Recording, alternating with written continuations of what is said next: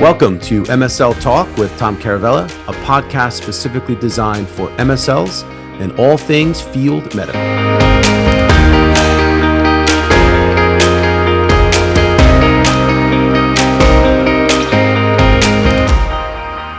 Hey guys, welcome to the podcast. My guest today is Jim Morgan. He's the director of MSLs, and we talk about keys to success working in small pharma versus large pharma. Really interesting conversation. Hope you guys enjoy it. Don't forget to follow us on Instagram, LinkedIn, and YouTube, and now MSL Talk Live on Clubhouse. Check it out.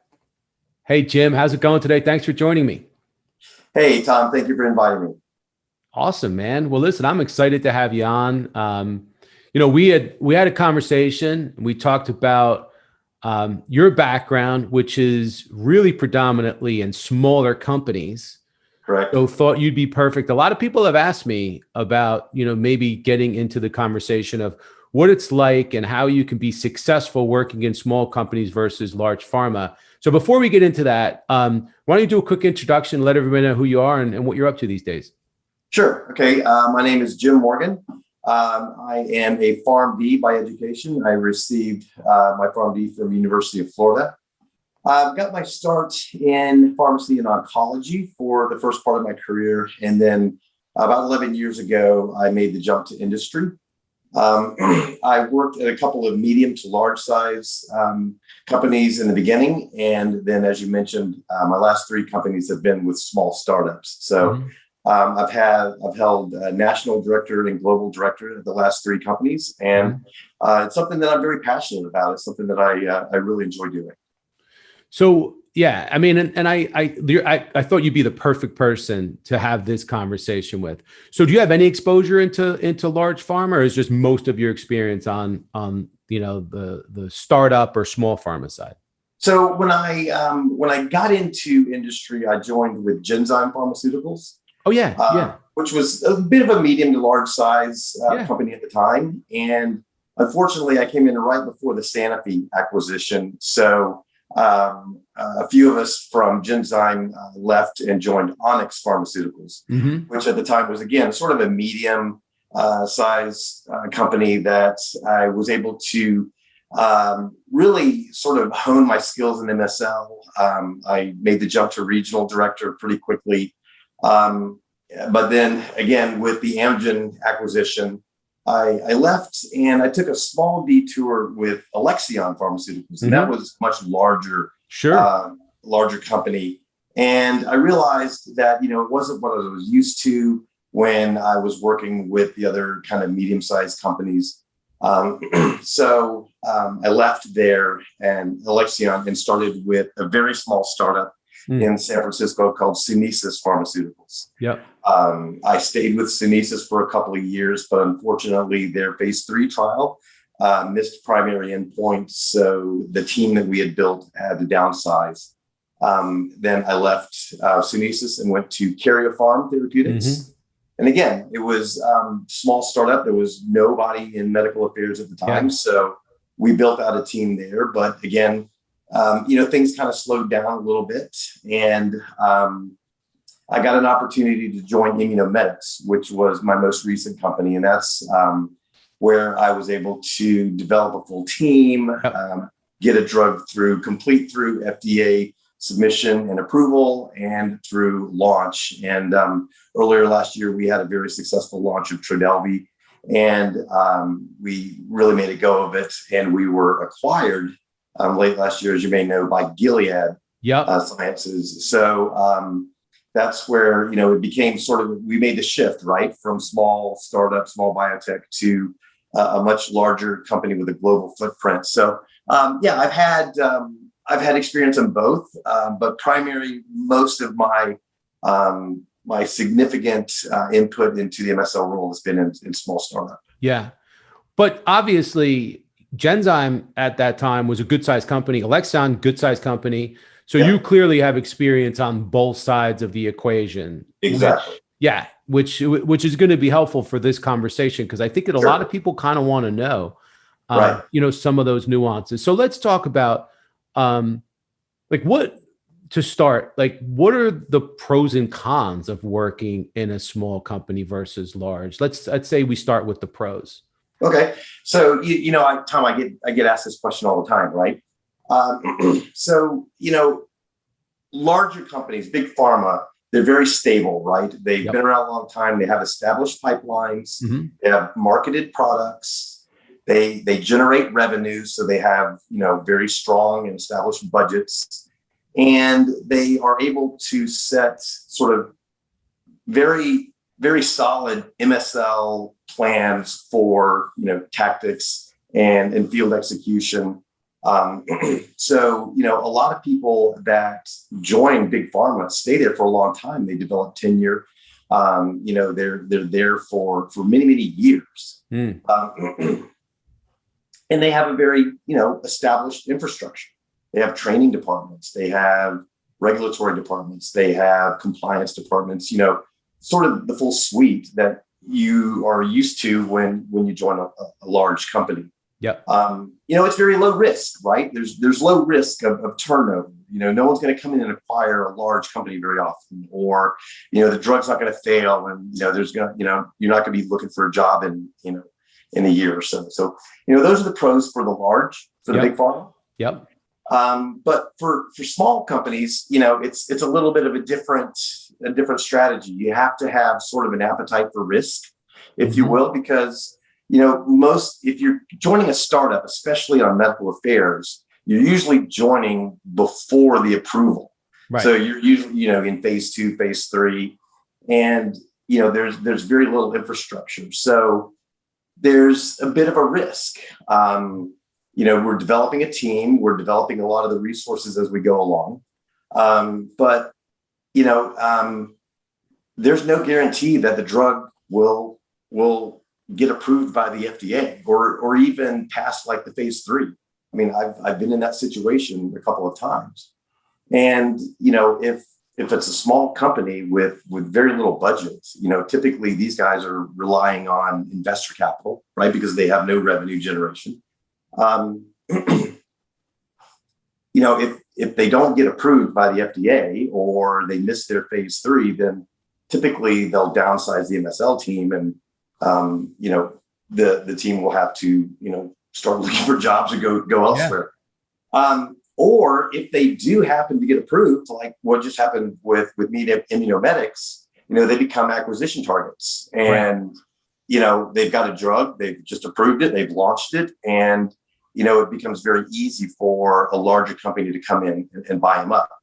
And that's when, those teams can often get internalized, right, and positions can unfortunately get eliminated. Right. And, so there is that risk, but along with that risk, right, we say high risk, high reward. Right. Smaller companies tend to offer very attractive equity packages. They offer very, very nice packages of stock options, of general stock, such as RSUs. And so when you're coming on early on, typically the stock is very low.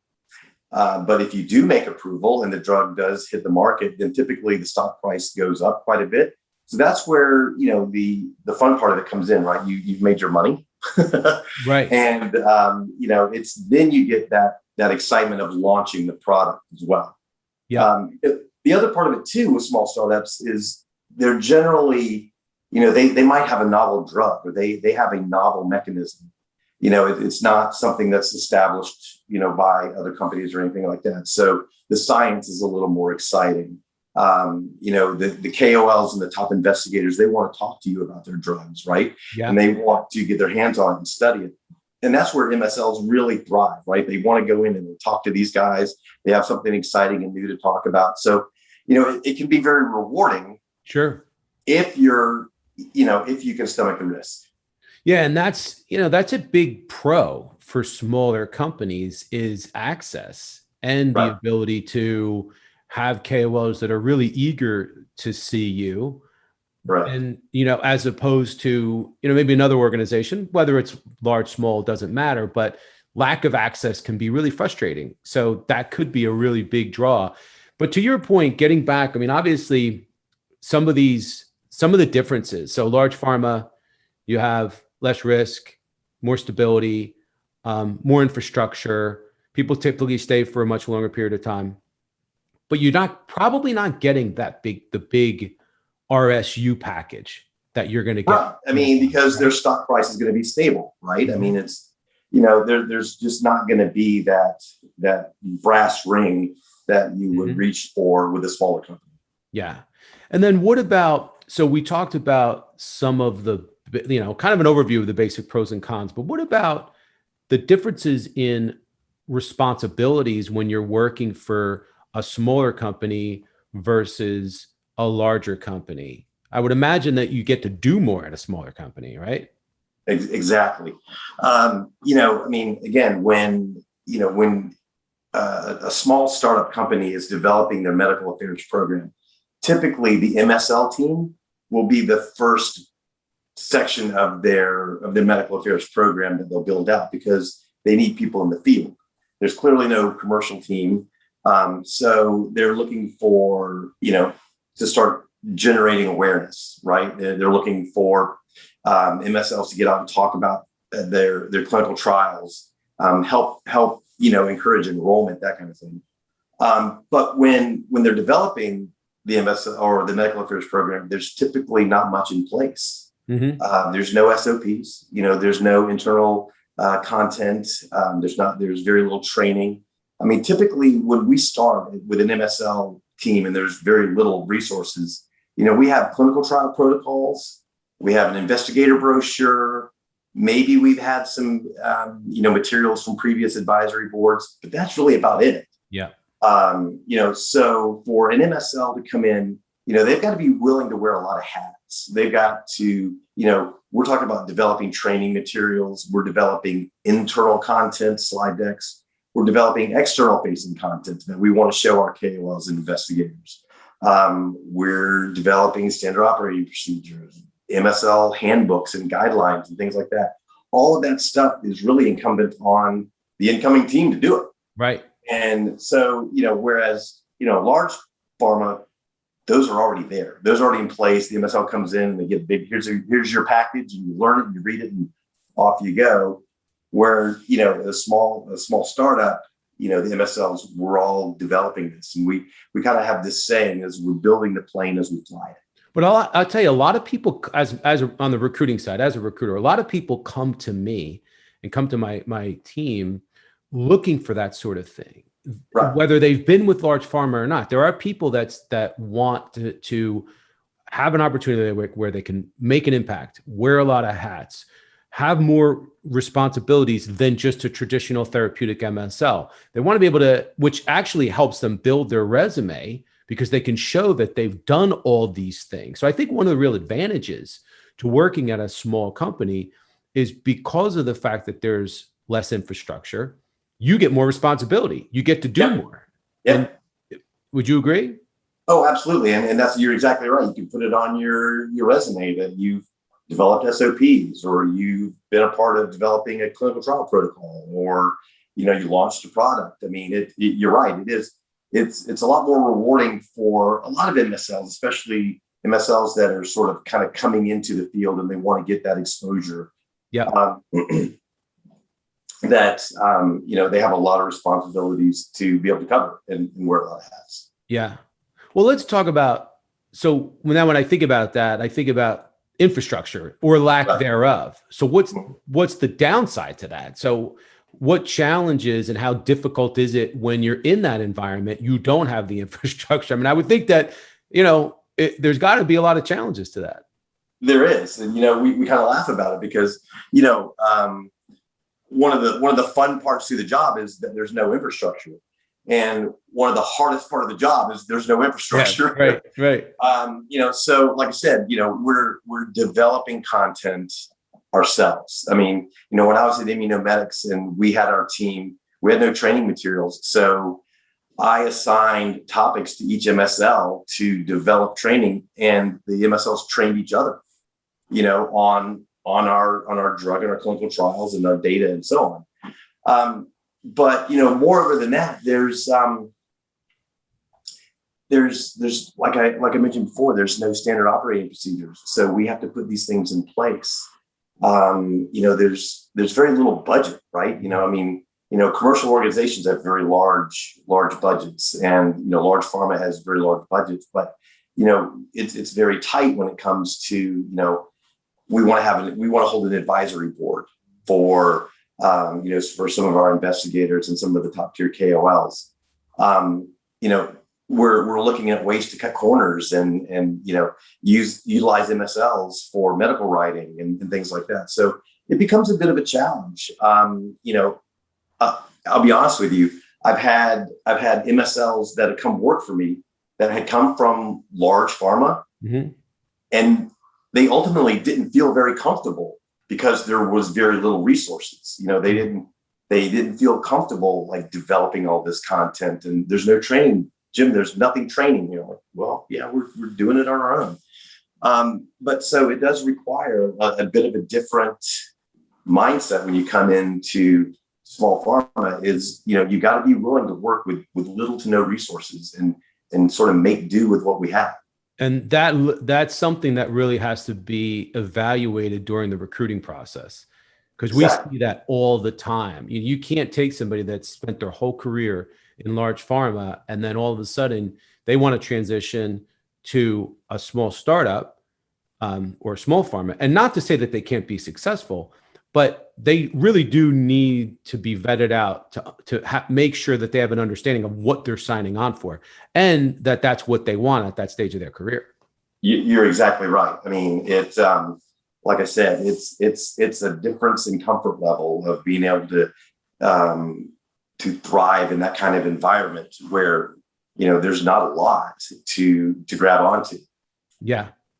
So when you spoke before about how medical affairs is being brought in at the very beginning of the process in these small companies, and a lot of times there is no commercial at that point. So how does that work? What's it like with field medical operating in a system where the commercial isn't in place yet? Well, it's interesting because it's a little bit of a dual role. Mm-hmm. The field medical team essentially becomes the face of the company. Right. So, we're out there generating awareness, generating brand recognition. When I say brand recognition, I just mean, the clinical trials that are running, the name of the company. I mean, a lot of times KOLs and investigators have never even heard of the company. Yeah. And so, you're getting in their faces and you're doing a lot of introductory meetings, and it's very broad level general introductions and generating awareness. But it is pre-approval, right? So there's going to be no one on the commercial side. So that traditional firewall between commercial and medical isn't there. Right. So, we're kind of taking some liberties to get out and do a lot of, face-to-face one-on-one interactions, especially at, let's say, large congresses like ASCO or something like that. There's going to be no commercial booth. We're going to have a little medical booth, and we're going to have the MSLs, front and center, generating awareness.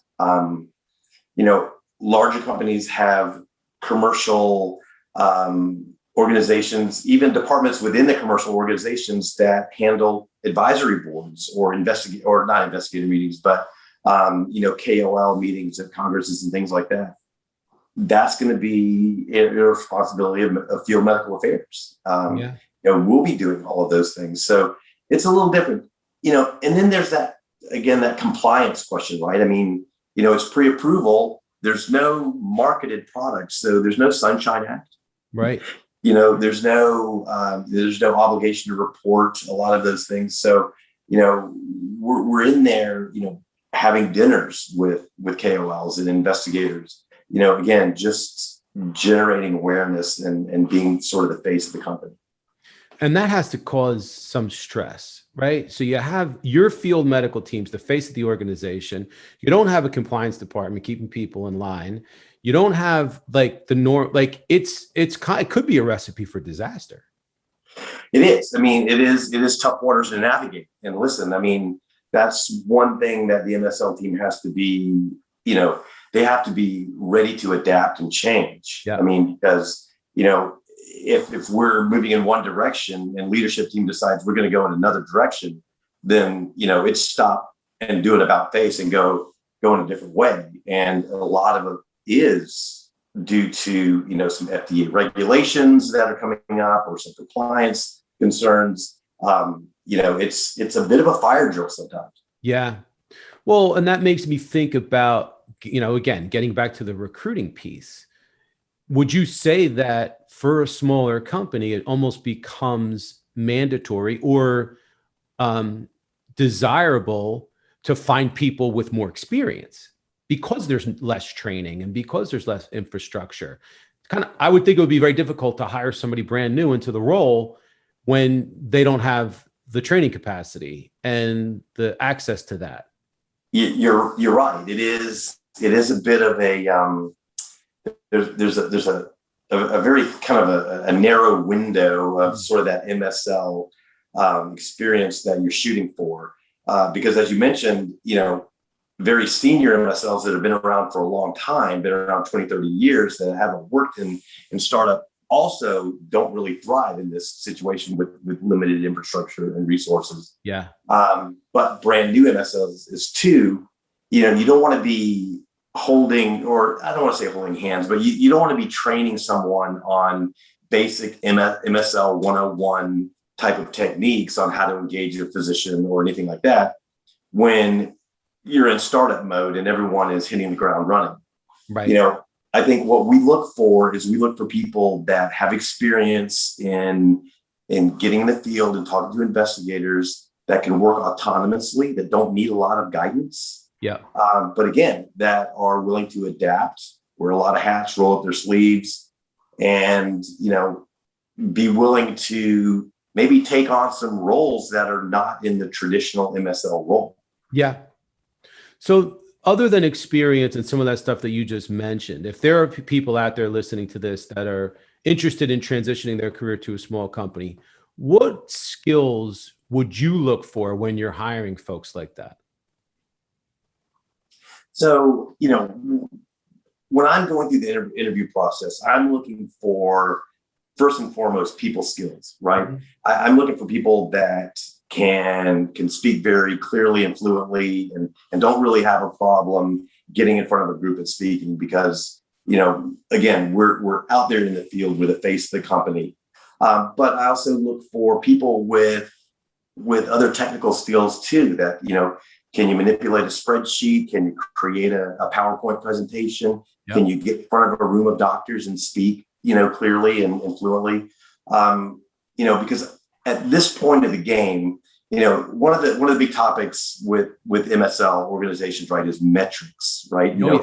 Do you follow metrics? But in a startup organization, there's no room for that, because every MSL is going to be working on a different project. They're going to be working on different things. I mean, there's no way to establish, a performance indicator or a metric that can be, sort of spread across the whole team, because we're just not in that mode. We're as I mentioned, we're building the plane as we fly it. So I've got a couple of MSLs over here that are working on content development. I've got MSLs over here that are working on advisory board, and then I've got other guys over here that are, working with clinical investigators and medical information, things like that. So, it really, you have to let the MSLs play to their strengths, and you have to, as an MSL, you have to be willing to, okay, let me put down this project that I was in the middle of, and now I've got to do this because right. This is now the new hot button. Well, it sounds like in small environments, you have to be both strategic and tactical at the same time. That's right. That's right. And how do you navigate that? Is it just like you have to have a really dynamic individual, I guess? It's true. Large pharma, big pharma companies can sit down, in the beginning of the year and map out strategy for the whole year, right? Mm-hmm. And they can develop tactics. The MSLs have their roles and responsibilities, and off they go, and they're doing it for the whole year. Small startup, you may have strategy for 60 or 90 days at a time, and that's it. Yeah. And again, you may have a strategy that we're going to get to this level of the FDA submission. Mm-hmm. However, data may come back that you have to halt right in your tracks, right? Right. And switch strategy, switch tactics and move in a completely different direction. And it is tough. I mean, it's you're a lot of overlap of changing strategy and trying to organize your tactics and keeping the MSLs on a goal that eventually they'll be able to get there, because there's a lot of change and it's very dynamic within the FDA submission process. Yeah. And how do you feel? And this is, I'm asking you, this might be more of a personal question than, business, but would you consider going back to either larger or like big pharma now that you've spent so much time on the side of the small and startup company? It would be tough. I really like the small biotech. I mean, I think it would be, my preference would be the small to mid-size. Yeah. Because again, some of the fun part about, or the more rewarding parts about, working in this type of environment is, if there are decisions that need to be made, you can sit down with the leadership team, make a decision, and it's done. I mean, yep. You go. Yeah. In larger organizations, there's probably 2 or 3 more committees and more meetings that, decisions have to be vetted through before changes are made. So that's kind of the part that I like the most. So if Tom, if I were to go to a large pharma again, it would have to be sort of a very unique position, a unique situation that maybe they're about to launch a new product and developing a new team.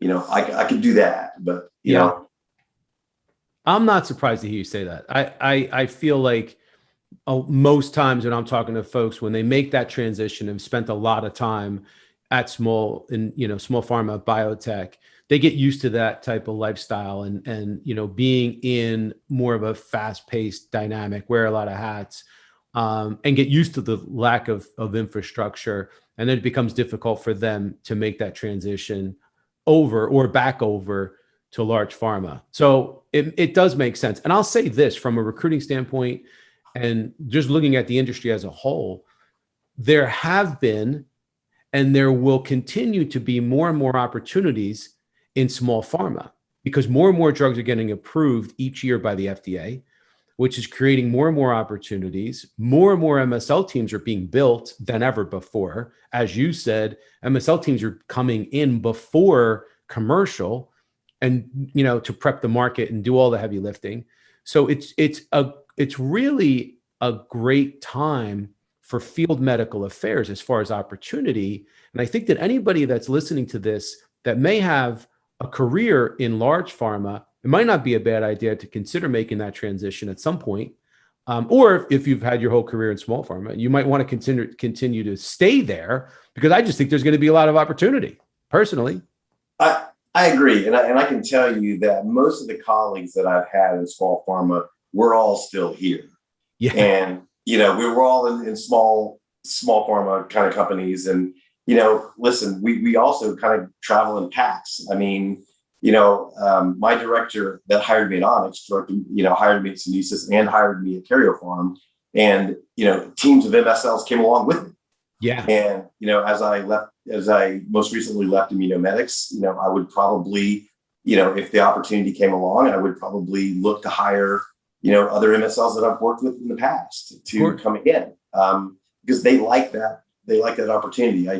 I don't know of many that leave small biotech and go back into large pharma again. It's usually once we get here, we kind of like it. Yeah, I kind of feel that that's the same. So last question, what would you say? I mean, what advice would you give to someone who is, whether they've done it before, but someone that's transitioning to small pharma startup, atmosphere? What advice would you give them? I think you got to be, my advice would be, be willing to be a little bit, tolerant of risk. Mm-hmm. There's always going to be that unknown. And as long as you're comfortable with that, then, the rest of the job can be very fulfilling and rewarding and almost even fun. Yeah. But, if if the inevitable does happen and, the FDA doesn't approve the product, or, the company, the trial fails or something like that, then it's just on to the next, opportunity. Yeah. And then you kind of go there. And listen, if you want your resume to be 10, 12 years at one company, then, maybe small startup's not what you're looking for, because I got to be honest with you, as I've told you, I've been in industry for 11 years now, and I've been with 5 companies. So, you have to be willing to, have that opportunity to go to a next company if it doesn't go well. But other than that, I think, it's very rewarding and fulfilling. And if you like to get in and roll up your sleeves and do a lot of things, then it's the perfect opportunity. Awesome, man. Listen, I'm a big fan. I love working with biotechs and small companies, and we do a lot in that space. It's actually become a bit of a niche for us. And to your point, and I do want to actually just reflect on what you just said. I do think that it is a byproduct of small biotechs that you may wind up with a couple of jumps on your CV. Yeah. It's just, you have a better chance of tenure in a larger company than you do a smaller company. And that doesn't mean you're necessarily a job hopper. It might just mean that you got caught up in an acquisition, or maybe the drug didn't get approved, or all the pitfalls that we hear about in biotech and small pharma. So it definitely is a byproduct of being on that side of the equation. It is. And listen, when, I think, and you may be able to tell better than I am, but I think small biotech hiring managers, when they see that and they see that you've gone, from a couple of small companies along, they understand and they get it. So it's not necessarily a black mark on your CV that you've made a couple of jumps. It's just because you've been in this environment, and, you've been subject to a buyout or, a failed trial. But that's just the nature of the business. And, I don't think it's a huge black mark when you can kind of clarify what has happened along the way. Yeah. Good stuff, Jim. Hey, listen, I appreciate you taking some time. This was really good info, and you got to come back again sometime. Absolutely. I'd love to. And again, I really appreciate the invitation, and really enjoyed the conversation. Good stuff, man. All right, Jim, take care, buddy. All right. Thank you.